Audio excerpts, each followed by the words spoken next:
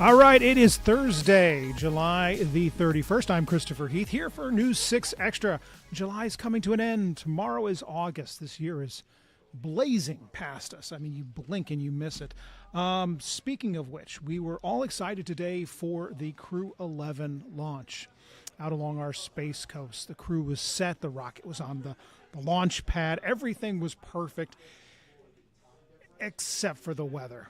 There was one storm cloud. There it is, just hovering overhead, waiting to see if that rocket's going to go up. And no, about 1 minute and 7 seconds till liftoff, the rocket launch gets scrubbed.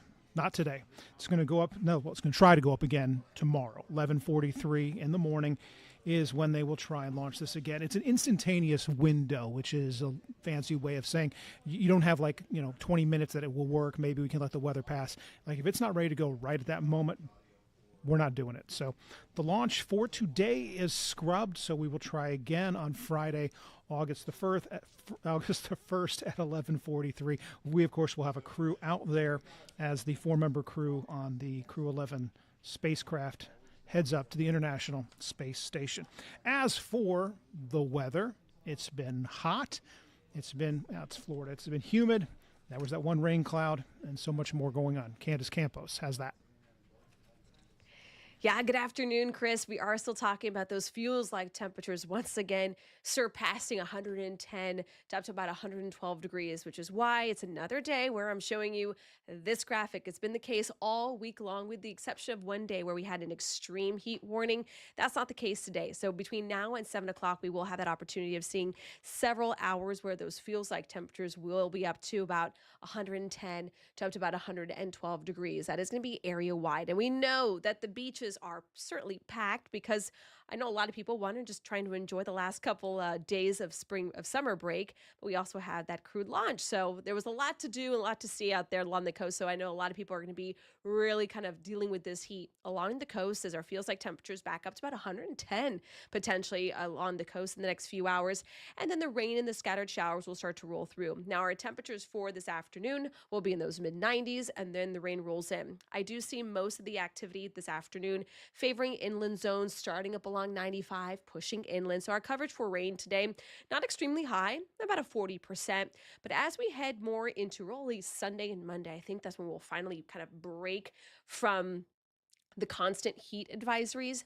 And that's because we're going to have a little more rain. We'll have some more earlier cloud cover. And I do think at least it might not cool us down temperature wise, but that feels like temperatures will start to kind of dip back to below advisory status. So that's certainly some good news. But with that comes a little more rain. Our coverage of rain goes up to about a 70%. Quick check on the tropics. It's our last day of July as we move into August. There are a couple signatures that are starting to kind of show and pop, some off the eastern seaboard, some out kind of off the coast of Africa that we could start seeing some tropical formation form within the next week or so. So again, right now, enjoy this graphic because I don't know how much longer I'll be able to use that for the rest of the season. But as we get results here with your full 7-day forecast, the heat is going to be relentless for the next 3 days. On Sunday, I think temperatures will start backing off a little bit. It'll be really more noticeable with those feels like temperatures as rain chances do come back into play as we kind of work them back into the forecast. So overall, just making sure that you are staying weather aware, not only for the rain and the thunderstorms that will kind of develop throughout the day, but also that heat. Drinking the water, staying hydrated, taking those frequent breaks because your body will certainly be needing them over the next couple of days. Back to you. I mean, you could come over here to Channel 6. It's like 12 degrees in the newsroom. You saw Candace there with a shawl. A shawl, is that what we're calling it? Cardigan? I think a sweater. A sweater is what I'm being told.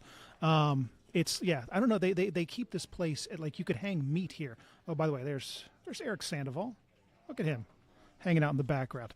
All right, from Eric Sandoval to Eric Von Aken. Eric Von Aken has been covering this proposed pedestrian bridge out at the airport since it was first dreamed up, and it's been a work in progress trying to get this pedestrian bridge built, trying to get it up and running so that people can be connected. And as Eric Von Aken, not Eric Sandoval, found out, the bridge is well behind schedule, and pedestrians are having to, find other ways. There is still only one way to walk to Terminal C from right here, the train or the tram. So to be clear, if you're arriving here in the new Terminal C, the tram station is right down there. You can see it coming in from the old terminals A and B. Or if you're arriving here from the Brightline station, you still cannot use that new pedestrian bridge. You still must trek through there, the parking garage, for at least another month, what is typically the hottest month of the year.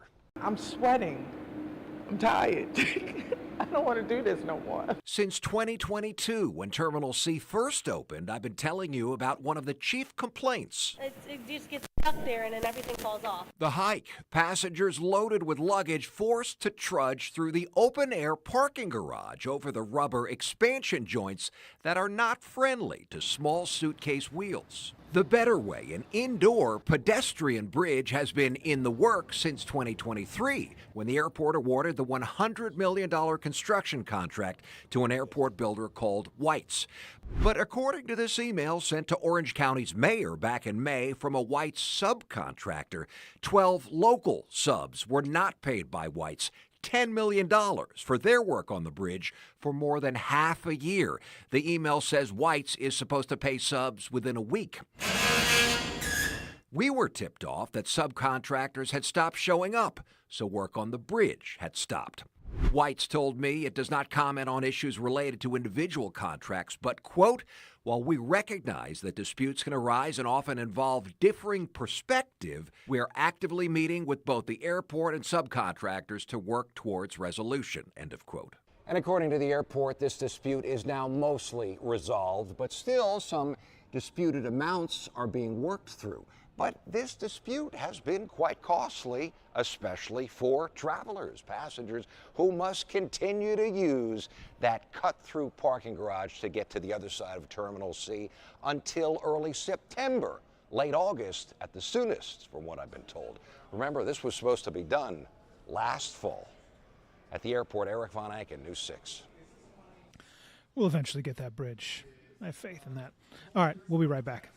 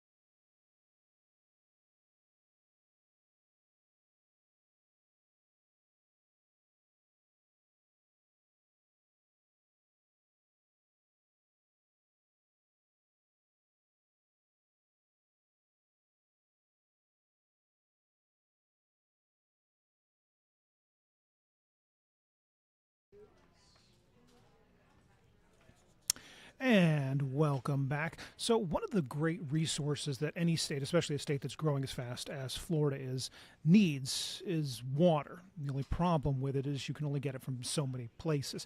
We mainly get our water here from the Floridan Aquifer, which is right below our feet. Problem is we get it from there, and so does kind of everyone else.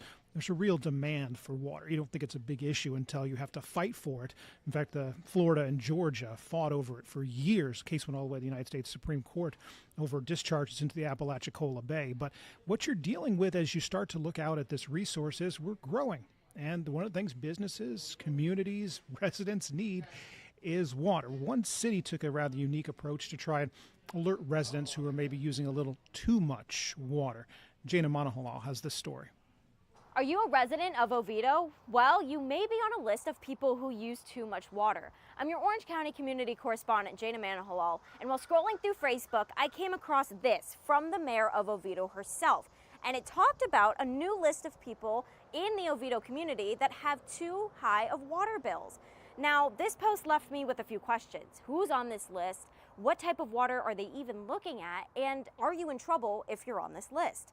Well, I met up with Mayor Sladek to get some answers for you. The mayor's list is starting with 4 neighborhoods: McKinley's Mill, Bentley Woods, Twin Rivers East, and Twin Rivers West, with the 30 highest users in each one. It's neighborhood by neighborhood, so the idea is to get similar HOA rules, similar lot sizes, and just similarly situated properties, and say, you know what, which ones are using the most water? So those people at least are aware, because they may not even know. But it's not in-home water usage that's making the water bills so high. It's watering yards. So really, we need people to stop using drinking water on their grass to do the most we can for the aquifer. Do you think they even know that they're using potable water? No. A lot of people, I don't think, realize it. Sladek says these neighborhoods don't have access to reclaimed waters, but there is a quick fix. Use plants that don't use a ton of water. So I have in my front yard that I do not irrigate, I have patches of St. Augustine. The roots, I'm not kidding you, they are 9 inches deep. St. Augustine can grow in very dry conditions, and if you put 4 inches of water on it, oh, it's happy. But the biggest question of them all is, do people need to be scared of this list? Short answer is no. Go pick a yard that you think looks good, that's not on that list, and see, do you want your bill to be more like that person's, or do you want to keep on paying all this money to have your yard look like it does? In Oviedo, Jana Monahalal, News 6. Everyone knows you need to use Brawndo. It's what plants crave. All right, holiday season is, it's not here, it's adjacent. I was at Lowe's over the weekend, and they already have Halloween decorations out, which means here in 3 or 4 weeks we'll be on to Thanksgiving, and by the time we actually get to Halloween, it'll be full Christmas decorations. But that brings me to this. Everybody that's ordering toys, all the stores, the wholesalers, everybody, those orders have already gone in. So they're kind of planning what are going to be the big hot items when we finally get to the holiday season. CBS's Bradley Blackburn has a report on this. At the Toy Insider's annual Sweet Suite in New York City, toy makers show off wares that crawl, spin, and spark nostalgia, hoping to hook parents and kid influencers like sisters Nubia and Naima. Jiggle, jiggle, jiggle. They test out toys for thousands of social media followers. I like Squishmallows because they're squishy and you can sleep with them at night. The Toy Insider's Lori Schacht That stretches. has had her hands in toy trends for decades. She says these days TikTok makeup videos are inspiring toys like this Gooey Gooey slime kit. This is all about the unboxing experience. It's not about the makeup part yet as much as watching it. Schacht says movie tie-ins are still huge sellers. A blockbuster movie. This year there are wicked Care Bears, a toothless dragon kids can actually train, When his eyes are green, he's happy. and this fully interactive Stitch. We're going to bring out the grumpy alien Stitch. But an industry that sells fun is also dealing with real challenges. While some toys are made in the U.S., like this Doodle Face color set, most are imported. Schacht says new tariffs will drive up prices this holiday season. Consumers are definitely going to feel it this year. They are just starting to creep into toy prices now. They're not going to feel a 20 or 30% increase. Still, she says cool toys are built for every budget. This $20 remote-controlled fly can climb walls or mirrors. So you're controlling it? I am. For toy innovators, the sky's the limit. And often nowadays, batteries are included. Oh, the Energizer Lee Bunny. Blackburn, CBS News, New York. Probably going to buy the Stitch. Yeah, that's happening. When I was a kid, I wanted the USS Flag. It was a G.I. Joe aircraft carrier, and all I remember is it was unaffordable. Now, I was like 6 or 7 at the time, so unaffordable was anything more than like $3, but it was enormous. And I remember a friend of mine got it, and oh man, what a great toy. Big aircraft carrier, huge. All right, that's all our time today. We'll be back tomorrow. Maybe tomorrow we'll have a rocket launch to talk about the astronauts going up to the International Space Station. Hopefully it doesn't get scrubbed again, but we'll wait and see. That's why we do these things. Anyway, as always, thank you to Kathleen for all of her hard work. Thank you to you for watching. Thank you to Candace for the wonderful weather. And we'll be back here, and we'll try and do this again tomorrow. Have a good one.